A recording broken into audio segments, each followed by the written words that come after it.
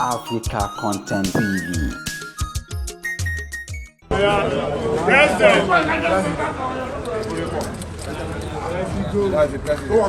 Ọ̀gá is okay. Wàá ti máa gbọ́.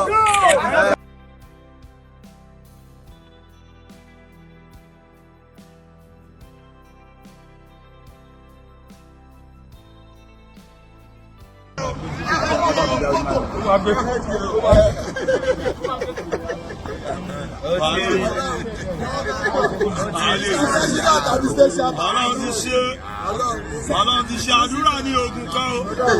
Orí ni o. Àdúrà ní ogun kan. Ó kọ́ gbogbo Nàìjíríà. Ọlọ́run ti ṣe gbogbo Nàìjíríà bí bàbá ìgbésí ìrọ̀rùn ló bá dé. Ó ti dọ̀bẹ̀, ó ti dọ̀bẹ̀.